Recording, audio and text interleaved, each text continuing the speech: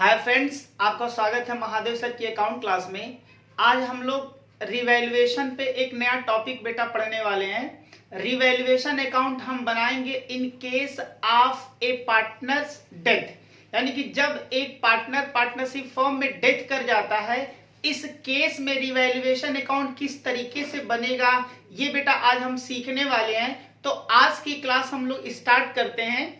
आए बेटा, एक एग्जाम्पल हमने नोट डाउन कर रखा है बेटा, ये एग्जाम्पल 4 है, यानी कि रिवैल्यूएशन पे अभी तक हम लोगों ने 3 केस देख लिया है। एक change in profit sharing ratio, दूसरा एडमिशन ऑफ ए पार्टनर, तीसरा रिटायरमेंट ऑफ ए पार्टनर। आज बेटा लास्ट इस पे रिवैल्यूएशन पे जो टॉपिक है वो डेथ ऑफ पार्टनर। तो डेथ ऑफ पार्टनर के केस में रिवैल्यूएशन अकाउंट किस तरीके से बनेगा ये आज हम सीखने वाले हैं। तो बेटा इस पे हमने एक एग्जांपल नोट डाउन कर रखा है। आए इस क्वेश्चन को रीड किया जाए, देन आफ्टर इसको सॉल्व किया जाता है। बेटा एग्जांपल में लिखा गया है P Q and R R partners. P Q R 3 partner हैं, इनके बीच में जो प्रॉफिट शेयरिंग रेशियो वो 3, 2 और 5 का है। Balance sheet of the firm was as under. बेटा इनकी बैलेंस शीट दी गई है 31 मार्च 2020 की। लायबिलिटीज साइड है और एसेट साइड है। लायबिलिटीज में क्या क्या इनके पास है, partners capital P Q are की कैपिटल दी गई है, इनके पास जनरल रिजर्व है, वर्कमैन कंपनसेशन फंड दिया गया है, इनके पास क्रेडिटर है और बैंक ओवरड्राफ्ट है। लायबिलिटीज साइड सिंपल है। एसेट में जरा देखो, लैंड इनके पास है, बिल्डिंग है, मशीनरी है, फर्नीचर है, इन्वेस्टमेंट है, गुडविल है, स्टॉक है, डेटर्स, कैश एंड बैंक का बैलेंस दिया गया है 12,40,000, 12,40,000। सिंपल बैलेंस शीट दिया गया है। बैलेंस शीट में बहुत ज्यादा बेटा कुछ है नहीं। नेक्स्ट पॉइंट हम लोग देखते हैं, R died and following points are kept in mind. बेटा आर क्या कर गया, डेथ कर गया। आर क्या कर गया, आर डेथ कर गया। और कुछ पॉइंट्स को हमें कह रहा कि जब आर डेथ कर गया तो कुछ पॉइंट को हमें क्या करना, अपने दिमाग में रखना है। ठीक है, आओ जरा देख लेते हैं हमें क्या ध्यान देने वाली बातें हैं। पहला पॉइंट इसमें कह रहा है a liabilities incurred for workman compensation ₹4,000, यानी कि वर्कमैन कंपनसेशन के लिए बेटा एक लायबिलिटीज इनकर्ड हो गया है, यानी कि लायबिलिटीज का पेमेंट हमें करना पड़ेगा 4,000। सेकंड कह रहा है कि it is found that outstanding expenses ₹5,000 and ₹2,000 not claim bye creditor. और बेटा 5,000 का एक आउटस्टैंडिंग एक्सपेंसेस है, 2,000 रुपए का एक क्लेम है जो कि क्रेडिटर क्या करेंगे, क्लेम नहीं करेंगे। यानी कि 2,000 रुपए क्रेडिटर क्या करेंगे, बेटा ये क्रेडिटर हमारे हैं, इस क्रेडिटर में 2,000 के क्रेडिटर हमसे पैसा मांगने वाले नहीं है। थर्ड पॉइंट में कह रहा है एसेट्स आर रिवैल्यूड। एसेट का रिवैल्यूएशन किया गया है। रिवैल्यूएशन जरा देख लेते हैं बेटा क्या किया गया है। लैंड 15% मोर, कह रहा कि लैंड जो 15% मोर है, यानी कि ज्यादा किया गया। बिल्डिंग 10% लेस है, machinery at 105%, furniture 75,000, investment ₹1,25,000 and goodwill ₹60,000। 4 में कह रहा है कि typewriter ₹5,000, provision made on debtors at the rate of 10%। 5 point है बेटा 50,000 paid immediately to R. R को हमें पेमेंट कर देना है and prepare revaluation account. Simple question है, ये हमारा क्वेश्चन है। इस क्वेश्चन को सॉल्व करते बेटा इसमें रिवैल्यूएशन पूछ रखा है। तो आए रिवैल्यूएशन का बेटा एक हम फॉर्मेट खींच लेते हैं। रिवैल्यूएशन अकाउंट, ये डेबिट साइड है, ये क्रेडिट साइड है।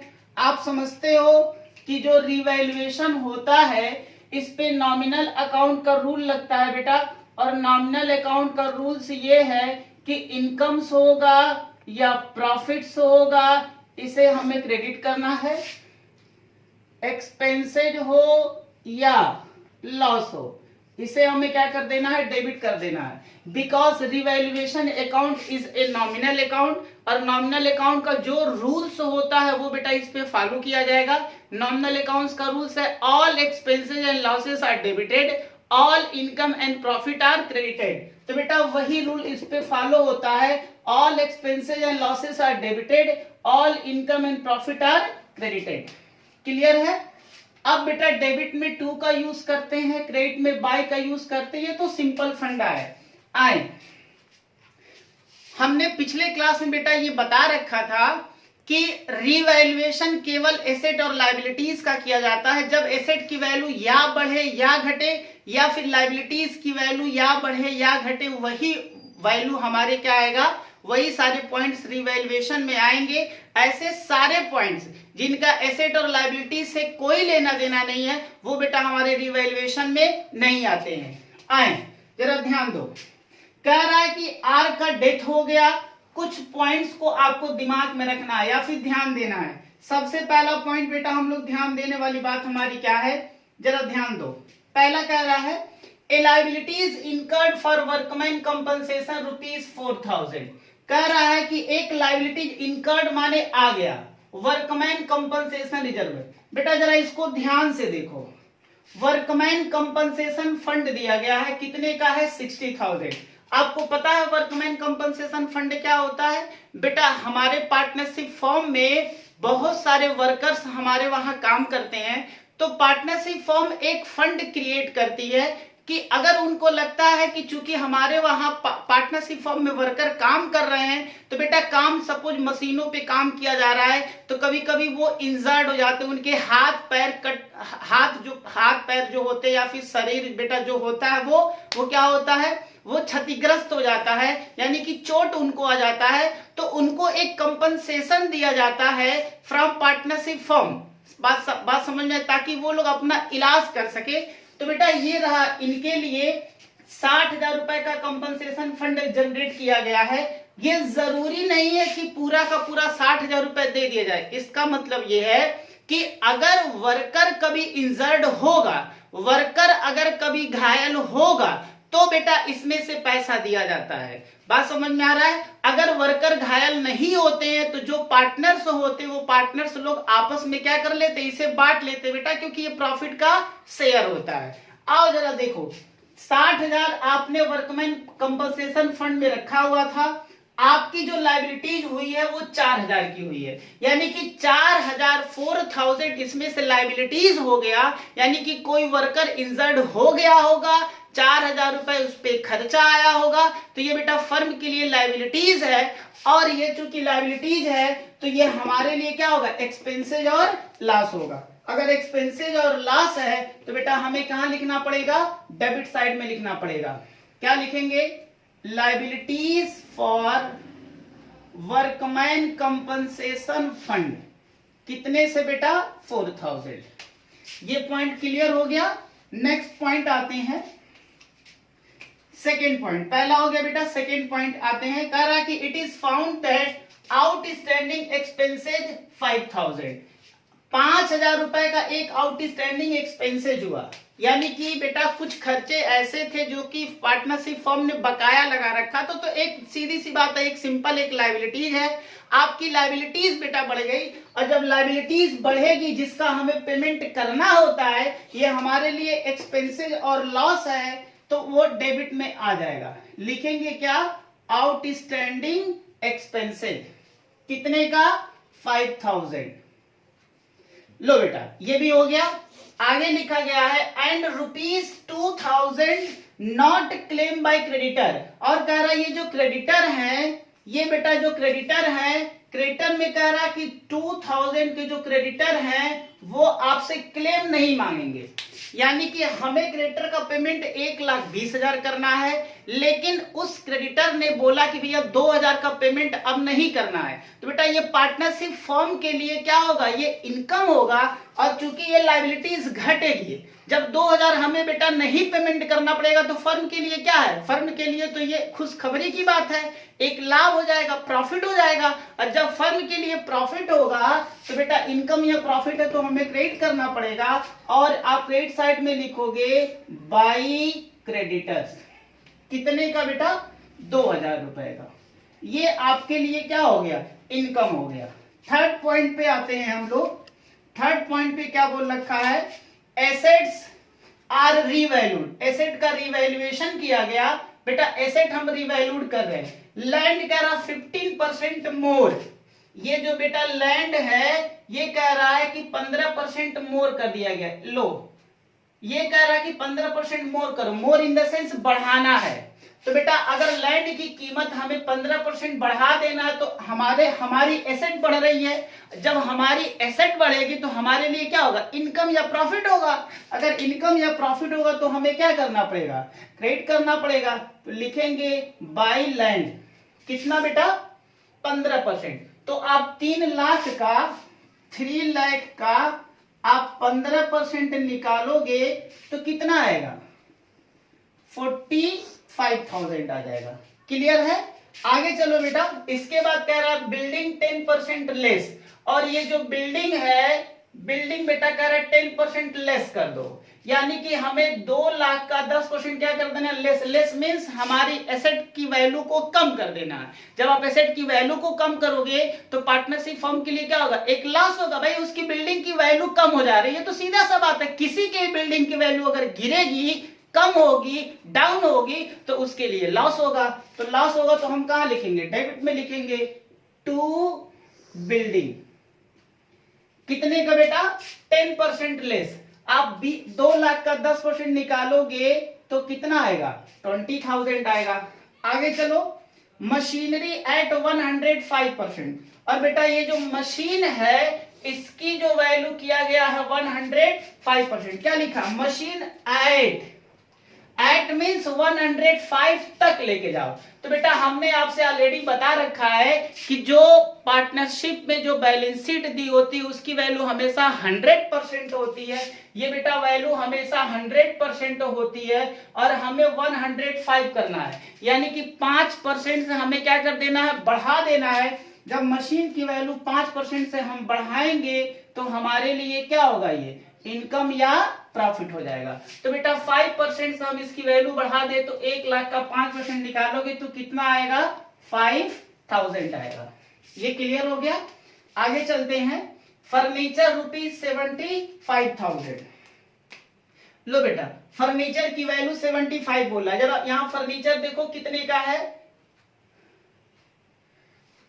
देखो बेटा फर्नीचर यहां पर 80,000 का दिया गया है और हमसे कह रहा है कि एसेट का वैल्यूएशन किया गया। एसेट में फर्नीचर का वैल्यूएशन 75 पे किया गया, 80 से 75 कर दिए हो तो 5,000 की वैल्यू क्या हो गई है, डाउन हो गई है, कम हो गई है। जब 5,000 की वैल्यू बेटा कम होगी, फर्नीचर हमारी एसेट है तो ये हमारे लिए क्या होगा, एक लॉस होगा। आप क्या कर दोगे, डेबिट कर दोगे। क्लियर हो गया? आगे बढ़े बेटा, आगे कह रहा है इन्वेस्टमेंट।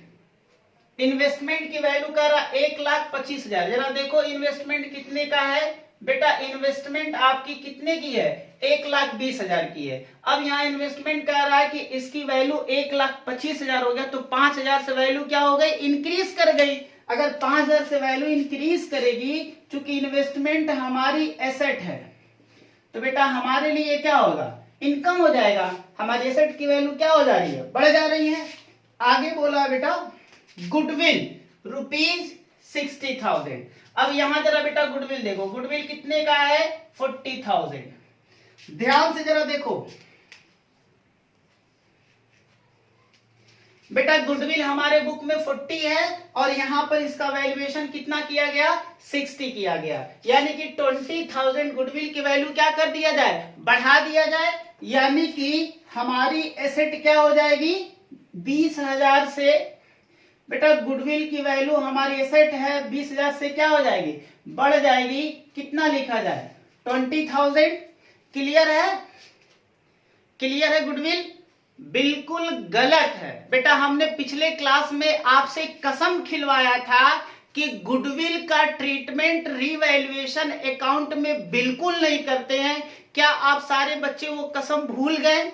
इतनी जल्दी बेटा जो कसम खिलाया था हमने वो कसम आप भूल गए? क्या हमें याद है? हाँ सर हमें याद है। बेटा एक बात जरा ध्यान से देखो, गुडविल का ट्रीटमेंट कभी भी रिवैल्यूएशन में नहीं होता है। बात समझ में आया? अगर गुडविल की वैल्यू दी गई है तो आपको उसे इग्नोर करना पड़ेगा, वो हमारे लिए क्या है, फालतू की बातें हैं। समझ में आ रहा है? यानी कि गुडविल का रिवैल्यूएशन कभी भी नहीं किया जाता है, उसका एक अलग से ट्रीटमेंट होता है, पार्टनर से कैपिटल में जाता है। इस बात का हमें ध्यान रखना पड़ेगा। तो बेटा ये इसके लिए हमारे लिए ये पॉइंट क्या है, इरेलीवेंट है, कोई मतलब नहीं है। आगे हम बढ़ते हैं। 4 पॉइंट में कह रहा है टाइपराइटर ₹5000। बेटा टाइपराइटर आपकी एक एसेट होती है। आप जरा देखो यहाँ एसेट की लिस्ट में कहीं टाइपराइटर है, कहीं नहीं है बेटा। यानी कि टाइपराइटर एक ऐसी एसेट है जो हमारे बुक्स ऑफ अकाउंट में क्या कर रहा है बेटा, वो प्रेजेंट नहीं कर रहा है। That is unrecorded asset. अगर वो अनरिकॉर्डेड एसेट है तो बेटे हमारे एसेट की वैल्यू बढ़ रही है, पहले कुछ भी नहीं था टाइपराइटर के नाम पे, अब हमारे पास टाइपराइटर 5000 के हो गए तो हमारी इनकम बढ़ जाएगी। यानी कि रिवैल्यूएशन अकाउंट में हमें क्या करना पड़ेगा, क्रेडिट करना पड़ेगा। टाइपराइटर कितने से बेटा, टाइपराइटर 5000 से। ये क्लियर हो गया।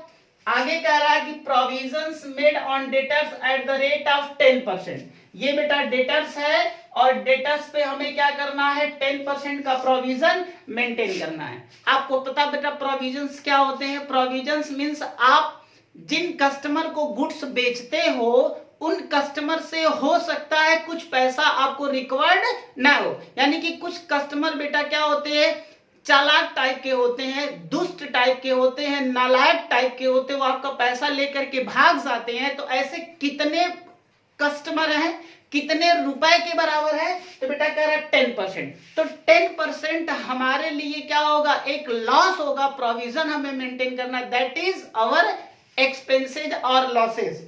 हमारे लिए बेटा एक्सपेंसेस या लॉस होगा तो हमें यहां पर डेबिट साइड में लिखना पड़ेगा प्रोविजन फॉर डाउटफुल डेट्स। कितने का बेटा, 10%। तो डेटर्स का 10% निकालोगे तो कितना आएगा, 7000 आएगा। ये क्लियर हो गया। इसके बाद बेटा हम लोग आगे आते हैं।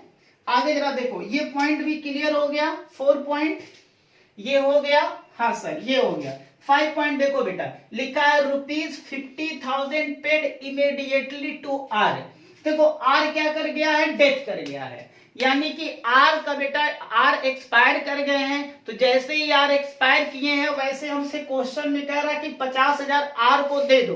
तो ठीक है, आर को 50,000 दे दिया जाएगा। लेकिन बेटा आप एक बात याद रखिए, जो पार्टनर्स को पेमेंट किया जाता है वो पार्टनर्स के कैपिटल से होता है, रिवैल्यूएशन से उसका कोई लेना देना नहीं है। इससे ना एसेट की वैल्यू बढ़ेगी ना ही घट रही है। तो ये पॉइंट बेटा रिवैल्यूएशन का बिल्कुल भी नहीं है।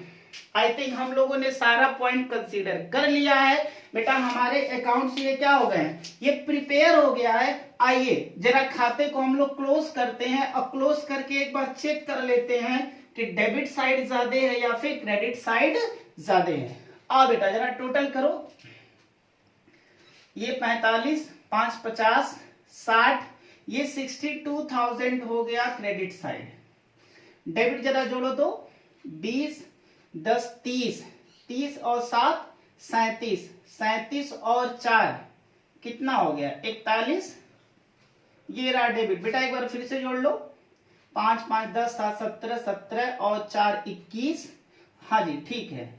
बताओ बेटा क्रेडिट साइड ज्यादा है या डेबिट साइड ज्यादा है? तो क्रेडिट साइड ज्यादा है 62, आप लिखें यहाँ 62, यही अमाउंट आप यहाँ लिखते 62। अब बेटा इसको जरा माइनस कर लो और जरा देखो कितना आ रहा है 21,000। ये रहा 21,000। बताओ जरा रिवैल्यूएशन पे प्रॉफिट होगा या लॉस होगा? बेटा क्रेडिट साइड ज्यादा है, इनकम की साइड ज्यादा हो गई, खर्चे कम आपके हो गए, तो रिजल्ट आएगा प्रॉफिट। इसे नाम दिया जाएगा रिवैल्यूएशन प्रॉफिट्स। अब बेटा इस प्रॉफिट को कौन बांटेगा, पी क्यू और आर। तो बेटा किस रेशियो में, जो इनका एग्जिस्ट रेशियो बेटा जो ओल्ड रेशियो है उस रेशियो में इसको डिस्ट्रीब्यूट कर लिया जाएगा। तो 21,000 को आप 3, 2 और 5 के रेशियो में क्या कर दोगे, डिवाइड कर दोगे। तो 3 to 5 ये 10 हो गया बेटा। इसे जरा क्या कर ले, सॉल्व कर ले। 3 एकन्ने 3, 3 दूना 6 हो गया। ये आपका आ गया 2 दूना 4 और यहाँ आ जाएगा आपका 5 एकन्ने 5, 5 दूना 10। ये बेटा P का जो प्रॉफिट 6300, Q का प्रॉफिट 4200 और R के प्रॉफिट 10,500। टोटल कर लो 5 5 10 10 10 20 21। हाँ जी सही है। इस तरीके से बेटा डेथ के केस में रिवैल्यूएशन अकाउंट हम इस तरीके से मेंटेन करेंगे। आई थिंक ये क्वेश्चन आप सारे बच्चों को समझ में आया होगा। जिन बच्चों को समझ में नहीं आया होगा बेटा, मेरा रिक्वेस्ट है कि वो कमेंट लिख करके हमें बता सकते हैं। और मेरा रिक्वेस्ट उन सारे बच्चों से है जिन्होंने अभी हमारे यूट्यूब चैनल को सब्सक्राइब नहीं किया है, प्लीज आप जल्द से जल्द हमारे यूट्यूब चैनल महादेव सर की अकाउंट बेटा इस चैनल को सब्सक्राइब कर ले। एक छोटा सा पॉइंट और, जिन बच्चों ने हमारे रिवैल्यूएशन के कॉन्सेप्ट के क्लास नहीं देखे हैं, change in profit sharing ratio वाला बेटा कॉन्सेप्ट नहीं देखा है, एडमिशन का कॉन्सेप्ट नहीं देखा है, रिटायरमेंट का कॉन्सेप्ट नहीं देखा बेटा, हमने इस पे तकरीबन 3 क्वेश्चंस लगा रखे हैं। आज ये चौथा क्वेश्चन है। आपको बेटा हर एक पॉइंट समझ में आ जाएगा। मेरा रिक्वेस्ट आप सारे बच्चों से जिन्होंने अभी तक हमारे पिछले क्लासेस को नहीं देखा है रिवैल्यूएशन पे, प्लीज आप सारे बच्चे एक बार जाकर के हमारे पुराने वीडियोस देख ले, पिछला क्लास देख ले। हालांकि उन सबका लिंक हमने इस वीडियो के डिस्क्रिप्शन में देख रखा है, आप वहां से जाकर के चेक कर सकते हैं। Thank you.